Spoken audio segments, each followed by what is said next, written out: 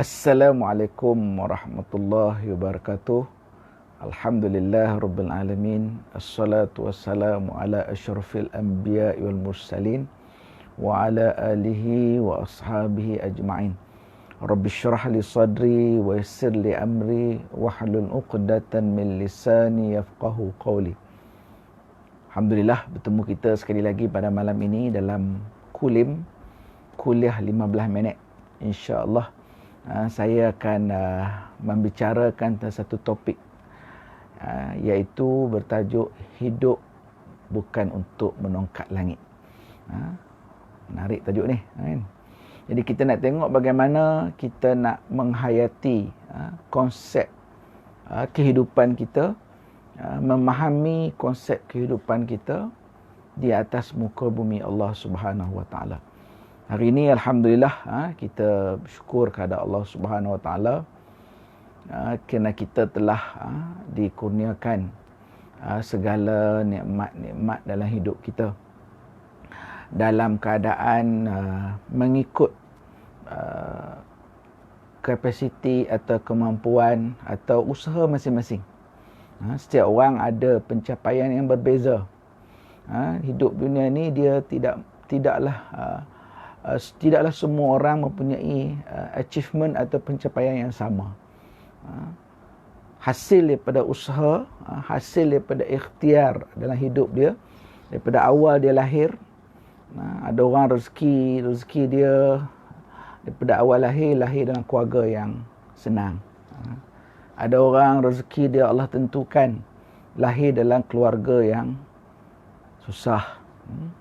Ada orang Allah takdirkan dia lahir dalam keluarga yang mempunyai ramai cerdik pandai dan cendekiawan. Ayah dia, atuk dia orang cerdik pandai, cendekiawan, berstatus orang kata tinggi dalam konteks ilmu, kehidupan. Ada orang yang dilahirkan dalam keluarga biasa je, orang kampung. Ibu ayah dia pun tidaklah berpendidikan tinggi. Adik-adik dan abang dia juga berpendidikan seala kadar saja. Jadi kita mempunyai background dan latar belakang yang berbeza-beza. Sebab itulah kita apabila kita meningkat kehidupan kita, pencapaian kita juga berbeza. Rezeki yang Allah telah takdirkan kepada kita juga kadang-kadang berbeza. Ada orang senang, ada orang susah. Ada orang duduk di kampung, ada orang duduk di bandar. Ada orang duduk rumah besar, ada orang duduk rumah kecil. Ada orang duduk di landed house, rumah bawah. Ada orang duduk di rumah apartmen, kondominium dan sebagainya. Jadi, apa saja ketentuan Allah Subhanahu Wa Taala kepada kita, hasil daripada usaha kita, ikhtiar kita, takdir Allah kita lahir dalam keluarga yang keadaan kata background keluarga masing-masing, maka itulah yang telah terjadi kepada kita pada hari ini. Yang penting kita bersyukur dan berterima kasih pada Allah. Alhamdulillah. Inilah rezeki aku untuk hari ini. Esok aku akan kerja kuat lagi, berusaha lagi, kita berusaha lagi, mungkin rezeki kita akan bertambah dan terus bertambah. Dan yang penting yang kita nak tengok bertajuk kita pada malam ini, apa yang kita kejar dalam hidup kita ini mestilah berada dalam keadaan kefahaman dan pengertian yang sebenar. Kerana hidup kita bukan untuk menongkat langit. Peribahasa Melayu. Kan? Bukan kita nak hidup selama-lamanya. Kan? Ini kita nak kena faham. Dan telah pun faham dan sama-sama faham. Saya ulang je. Saya memberi tazkirah je pada malam ini. Pengulangan. Untuk peringatan daripada diri saya dan kepada kita semua. Allah gambarkan sifat dunia ni dalam surah Al-Hadid ayat 20. Di awal ayat itu apa kata Allah? I'lamu annamal hayatud dunya la'ibun wa lahwun wa zinatun. Ingatlah. Kita kena beringat kata Allah. Innamal hayatud dunya. Sesungguhnya hidup dunia ini la'ibun, permainan. Allah bagi satu perumpamaan. Anggap sebagai satu permainan dia. Di mana satu hari nanti dia ada penghujung dia. Mana ada orang main satu sukan sampai bila-bila tak. Main bola 45 minit pertama pun habis. First half, second half sambung lagi, lepas tu habis. Tak adalah nak main sampai bila-bila, tak. Jadi itu satu kiasan daripada Allah Ta'ala kepada kita. Walaupun kita bersungguh macam mana pun lah aktiviti dunia kita ni, dia ibarat satu permainan saja. Akhirnya akan berakhir dan kita akan kembali kepada Maha Pencipta. Sama ada kita meninggal ataupun kalau hayat kita panjang sempat bertemu dengan hari akhirat, maka berlakulah kiamat. Ketika mana hayat kita ada. Ataupun ketika berkiamat tu kita dah meninggal, kita dibangkitkan kembali dan sebagainya. Itu semua berada dalam catatan Allah Subhanahu Wa Taala. Dan sifat dunia dalam ayat ni juga Allah kata apa? Walahwun. Kan? Ciri dunia yang kita duduk hari ni, selain daripada satu umpama seperti permainan, yang kedua dia satu hiburan yang melalai. Kan?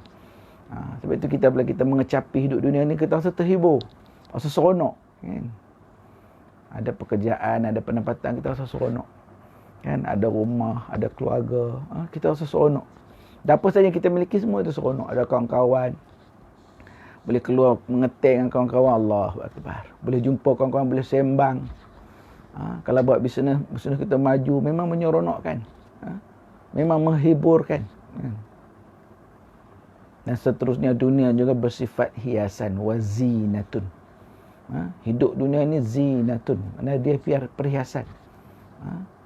Bila nama kata perhiasan ni, mana kita nak memilikinya. Dan bila kita memilikinya, kita rasa seronok. Dan dia menggembirakan hati kita. Tapi Allah peringatkan kepada kita juga dalam ayat yang lain, selain pada surah Al-Hadid ayat 20 ni, Allah nak gambarkan sifat dunia tu supaya kita faham. Dan di ayat yang lain Allah gambarkan pula kepada kita dalam surah Ali Imran ayat 14. Ini banyak ustaz-ustaz kita mengulas ayat 14 ni, tuan-tuan. Ali Imran ayat 14 ni menggambarkan tentang bagaimana seterusnya yang dikatakan dunia itu sebagai satu zinatun. Dalam Al-Hadid ayat 20 tadi, di hujung Allah gambarkan dunia itu sebagai la'ibun wa lahwun wa zinatun. Yang ayat 14 dan surah Ali Imran ni menceritakan pula zinatun tu apa dia. Makna hiasan dunia tu apa. Jadi Allah sebut dalam surah Ali Imran ayat 14, A'udzubillahi minasyaitonirrajim. Zuyyina lin-nasi hubbus syahawati minan nisa. Allah hiaskan kepada manusia ni di dunia ini rasa keinginan dan nafsu dia tu pertama kepada apa? Pertama kepada wanita. Sebab tu wanita kena ingat dirinya ni adalah merupakan hiasan dunia. Wanita yang cantik adalah merupakan hiasan dunia. Dia menjadi tarikan kepada manusia yang lain, khususnya golongan lelaki lah. Jadi Allah hiaskan dunia ni kepada manusia pertama sekali hubbus syahawati minan nisa. Makna dia rasa cinta, rasa berkeinginan, bernafsu kepada wanita. Rasa teringin, tertarik dengan wanita. Yang seterusnya, apa yang Allah hiaskan di dunia ini selain pada wanita, wal banin. Wal banin, iaitu anak-anak. Masya Allah. Tak ada siapa yang tersuka anak-anak, tuan. Sesedari. Bayi yang dilahirkan, Masya Allah, semua menggembirakan semua orang. Kalau ibu ayah dapat anak yang kecil ni menggembirakan dia. Dan kalau dia itu merupakan seorang cucu tu menggembirakan nenek dan datuk dia. Dan sebagainya. Dan semua kanak-kanak kecil ni menjadi tarikan kepada semua orang. Setengah orang upload dalam Facebook dia, dalam IG dia, gambar-gambar bayi, gambar-gambar anak dia yang comel-comel. Jadi kita kena tahu kenapa ini berlaku, kerana memang Allah hiaskan dunia ni dengan anak-anak kita. Wal qanatiril muqantarah. Seterusnya apa yang Allah hiaskan dunia ni? Al qanatir al muqantarah. Wal qanatiril muqantarati. Apa benda tu? Harta-harta yang bertimbun. Masya Allah, tak ada siapa yang tak suka kumpul harta. Kumpul duit, kumpul kekayaan, kumpul segala-galanya yang bersifat harta. Yang menjadi harta kepada diri dia, pada aset diri dia. Satu, untuk diri dia nak guna di sepanjang hidup dia. Dah ada orang berfikiran lagi jauh. Dia kata, aku ada 5 anak, aku ada 3 anak, aku nak tinggal kepada anak-anak aku. Contoh dia 3 anak, dia ada 3 biji rumah. Dia dah target dah. 3 rumah ni untuk anak dia. Seorang sebiji. Seorang sebuah.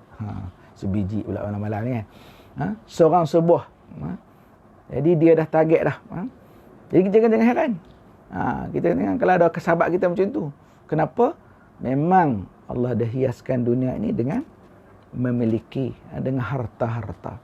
Jadi salah kata dia nak ada tiga buah rumah tadi untuk diberi pada anak-anak dia tu, tak salah. Gunalah kaedah bagaimana Islam ajar dalam konteks pembahagian harta. Sama ada nak hibahkan, nak wasiat, ataupun kalau kita meninggal, faraid. Pulanglah mana-mana yang terbaik.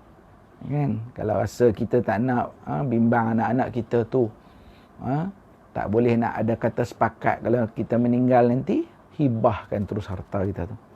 Kalau dah memang confirm ada tiga buah rumah, anak pun ada 3 saja, hibahkan. Makna memindah hak milik sepenuhnya harta itu kepada anak kita ketika mana kita masih hidup. Itu tafsiran pengertian hibah secara ringkas lah, kan? Seterusnya, apa lagi Allah hiaskan di dunia ini? Minaz-zahabi wal fiddati. Ni pun tak heranlah kenapa orang suka beli emas, beli perak, kumpul, pakai. Especially kita beli untuk pasangan kita lah. Kalau yang dah berkahwin, kalau yang belum berkahwin, dia beli untuk diri dia sendiri. Emas ni hanya untuk orang perempuan je. Orang lelaki jangan cuba-cuba untuk pakai emas, haram, berdosa. Berartinya apa? Kenapa kita tertarik dengan emas dan perak ni? Memang kerana Allah hiaskan dunia ni dengan hiasan emas dan perak. Seterusnya, apa lagi Allah hiaskan dunia ni? Wal khailil musawwamati. Wal khailil musawwamati. Kuda-kuda yang cantik, yang bertanda dan terlatih. Hari ni ramai orang bela kuda. Kalau tak bela kuda pun main kuda. Orang kaya ada duit, dia beli kuda, dia maintain kuda. Kalau orang yang tak berapa kaya tapi minat berkuda, dia pergi tempat main kuda, dia main kuda. Bagus. Ini sunnah Nabi. Salah satu daripada 3 sukan yang menjadi sunnah Nabi, pertama berenang, yang kedua memanah, yang ketiga berkuda. Jadi sunnah. Tapi kena jagalah aurat dan sebagainya. Berenang tu sunnah. Tapi kalau buka aurat, terdedah sana sini, tak jadi sunnah, jadi punah. Jadi nak sunnah tu kena ada ciri-ciri dia. Bukan sekadar niat saja sunnah, tapi diikuti dengan adab dan peraturan. Begitu je memanah. Hari ni alhamdulillah rata-rata orang suka memanah. Pergi kadang-kadang dekat shopping komplek pun ada tempat memanah. Padang-padang, surau-surau pun ada memanah. Surau saya pun ada buat memanah. Setiap hari Ahad, alhamdulillah. Sunnah Nabi. Bagus. Tapi keselamatan, ciri-ciri keselamatan kena dipatuhi. Tempat mesti ada selamat, tak boleh ada mendatangkan bahaya pada orang lain dan sebagainya. Dan dalam konteks ini, hiasan dalam konteks ini adalah ayat Al-Imran ni dia sebut tentang kuda. Mana kuda juga sebagai perhiasan. Ramai orang berkuda sekarang dalam konteks sunnah Nabi SAW. Seterusnya, apa lagi hiasan dunia ni? Wal an'ami wal harthi. Binatang-binatang ternakan dan juga tanam-tanaman. Alhamdulillah hari ni orang bela haiwan ternakan. Sama ada untuk makan, untuk jual pun ada. Yang jadi komersial pun banyak. Macam-macam jenis haiwan ternakan. Ini adalah hiasan, sebahagian daripada hiasan dunia untuk kita. Wal harthi, bercucuk tanam, menanam tumbuh-tumbuhan.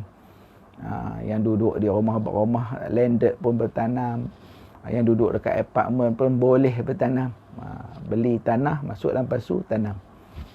Ini juga sebahagian daripada benda yang menyeronokkan apabila kita berada di muka, ketika mana hayat kita di dunia ni. Tengok pokok-pokok tu naik, kan?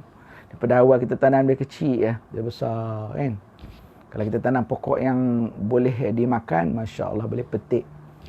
Tanam pokok cili boleh petik, boleh makan. Tanam pokok sayur boleh potong, boleh buat sayur. Kalau tanam pokok bunga boleh tengok aja. Kan? Bagus juga tengok. Tengok cantik bunga ni, kan? Boleh menyegarkan mata memandang. Ini juga sebahagian hiasan dunia. Jadi jangan kita heran. Ada orang suka tanam pokok banyak kat rumah dia kan. Pokok bunga. Orang yang tak minat bunga tengok serabut. Orang yang minat bunga, alhamdulillah, menenangkan. Dia balik kerja, dia tengok pokok-pokok dia. Sambil dia trim-trim kan. Cebut-cebut rumput kecil-kecil. Siram. Nampak macam layu tu siram lebih sikit. Tabur baja, ikut jadual. Gembur-gembur tanah sikit. Orang boleh panggil gembur sikit tanah. Kan? Sama juga orang jenis suka bela ikan hiasan. Dia bela ikan hiasan, buah koreng kat rumah dia, buah hias cantik. Dia balik kerja, dia duduk depan akuarium tu setengah jam. 15 minit tengok gelagat ikan. Dia kenal sama ikan-ikan ni. Ni dia beli bila, ni dia beli bila. Kan? Jantan betina semua. Dan satu tarikan kepada dia mendatangkan ketenangan kepada dia. Salah ke tak? Tak salah. Asalkan tak ada unsur-unsur yang bercanggah dengan agama kita. Jadi semua ini Allah sebut di hampir hujung ayat itu. Apa kata Allah? Zalika mata'ul hayatid dunya. Ini semua adalah merupakan kesenangan hidup di dunia kita. Zalika mata'ul hayatid dunya. Mata'un ni kesenangan. Kesenangan hidup kita di dunia. Maknanya dengan semua ini, contoh-contoh yang diberikan dalam ayat 14 surah Ali Imran ini adalah sebahagian daripada kesenangan dunia. Dan apabila kita memilikinya, kita rasa seronok dan menggembirakan kita. Tetapi Allah peringatkan kepada kita. Ini yang cantik, tuan-tuan. Lepas live saya ni boleh buka kitab tafsir, kitab terjemahan ataupun kitab tafsir, pergi ke surah Ali Imran, ayat 14. Yang cantiknya di penghujung ayat ini, apa yang Allah telah kata macam Allah simpulkanlah. Allah nak beri kepada kita satu peringatan. Di samping dia menggambar kepada kita semua ni kesenangan, seronok, yang sedang kita kecapi, Allah peringat kepada kita, wallahu indahu husnul ma'ab. Dan pada sisi Allah, wallahu indahu, dan pada sisi Allah, di sisi Allah, husnul ma'ab, ada tempat kembali yang sebaik-baiknya. Ada lagi selain daripada kita tengok semua ni seronok kan, Allah peringat kepada kita, kepada saya dan kepada kita semua, ada lagi tempat yang bakal kita kembali nanti. Tempat itu lagi baik, sebaik-baik tempat kan? Husnul ma'ab, sebaik-baik tempat. Iaitu apa, tuan-tuan, perempuan, rakan-rakan sekalian? Syurga Allah. Jadi dengan kata lain, Allah peringatkan kepada kita, di samping kita mengecapi segala kesenangan ini, menikmati, mengecapi dan menikmati. Tak salah. Jangan ada salah faham pula. Kita sebut ni macam seolah-olah benda tu salah. Tak. Boleh mengecapi semua ini, segala-galanya ini, dengan keadaan kita menyedari ini adalah merupakan hiasan dunia. Dan jangan sampai apa? Ini kesimpulan lah. Kesimpulan kepada tajuk kita, hidup bukan untuk menungkat langit ni, apa maksud dia? Di samping kita mengecapi semua ini, jangan sampai, rumusannya lah, rumusan bukan kesimpulan, rumusannya, jangan sampai menjauhkan diri kita kepada Allah. Itu saja. Boleh kecapi semua ni, alhamdulillah. Memang kita disuruh mengecapi pun. Sebab dunia ni memang untuk kita rasa, kita hidup di dalamnya. Tetapi jangan sampai dalam kita melakukan aktiviti-aktiviti tadi. Apa aktiviti tadi? Kalau boleh saya sebut sikit, saya ulangkan sikit apa? Memiliki pasangan hidup,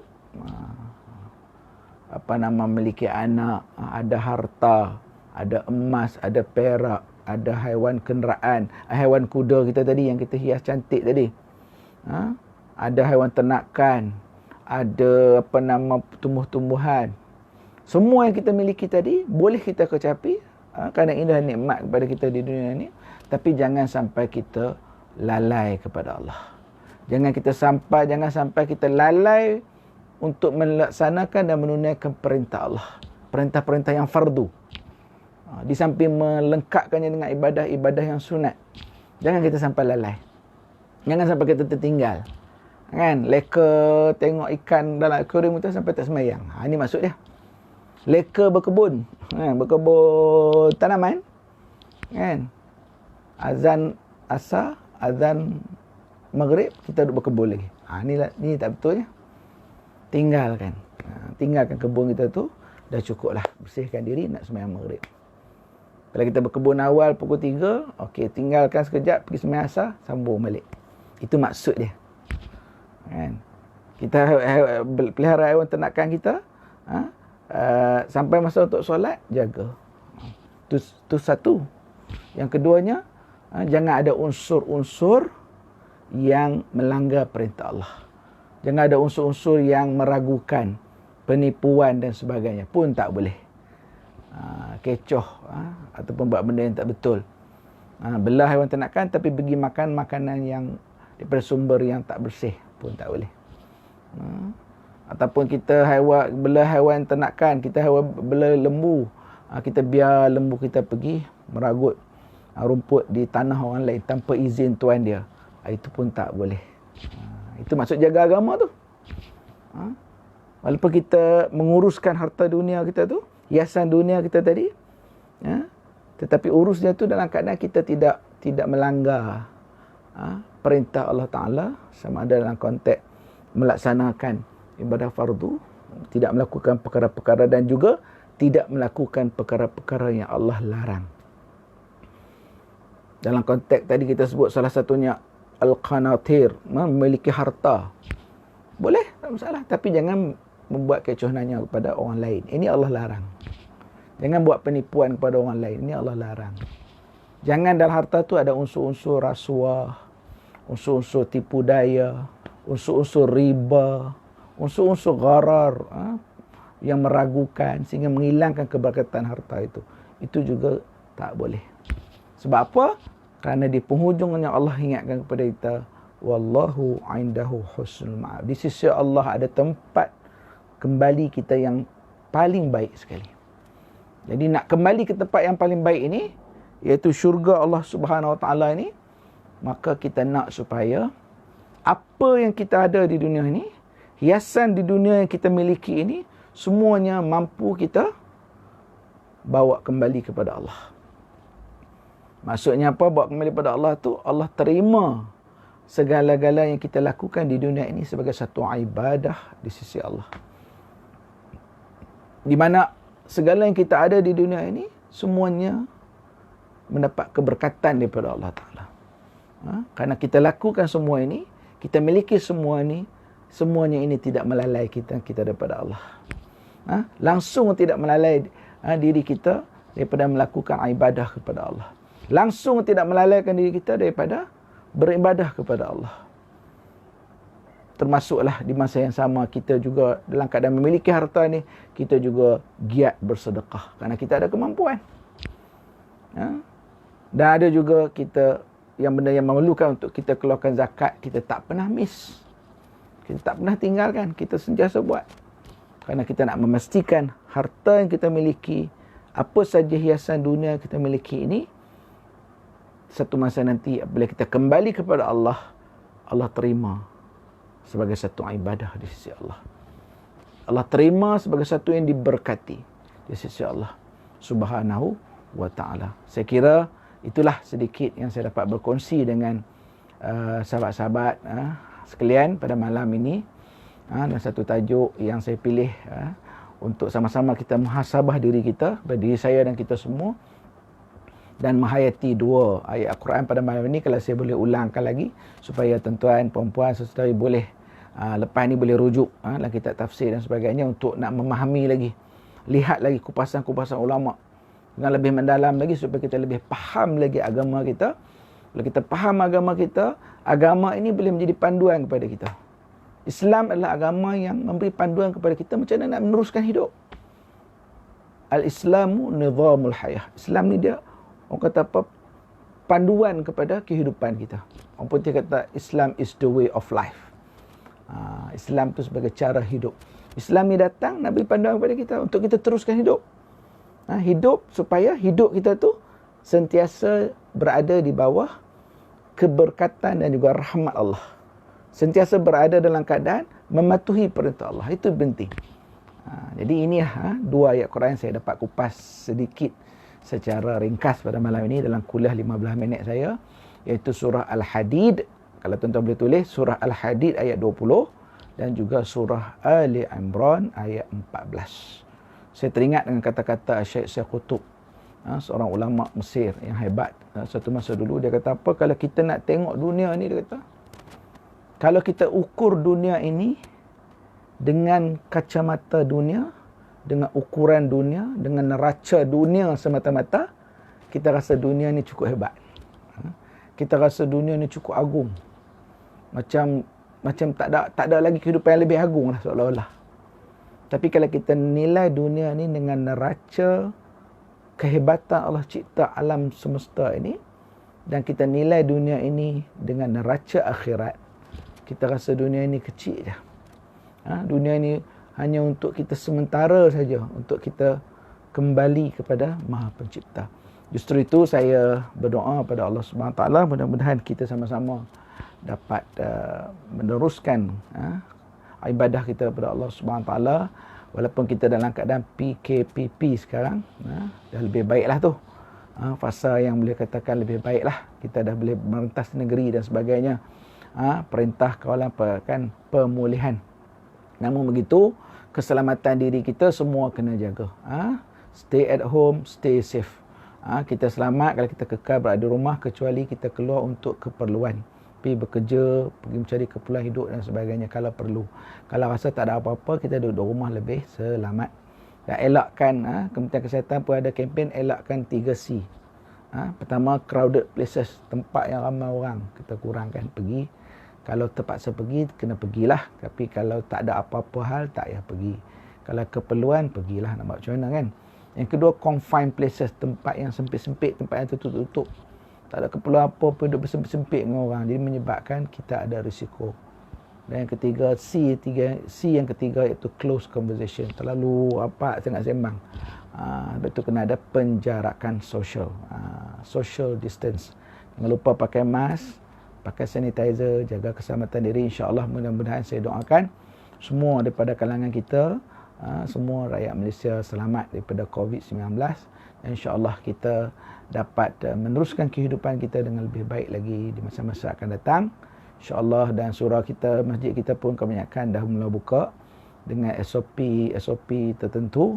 Yang penting kita dah rasa seronok dapat kembali beribadah di rumah Allah. Hari ini di Wilayah Persekutuan, pertama kali dah mula solat Jumaat. Semalam pertama kali solat Jumaat. Alhamdulillah ramai yang datang solat Jumaat. So insya-Allah kita doa pada Allah Subhanahu Wa Taala, mudah-mudahan Allah memberkati kehidupan kita. Wallahu alam. Saya mohon maaf tersalah dan silap. Saya mohon ampun daripada Allah Subhanahu Wa Taala. Aqulu qawli hadza wa astaghfirullah li wa lakum. Assalamualaikum warahmatullahi wabarakatuh.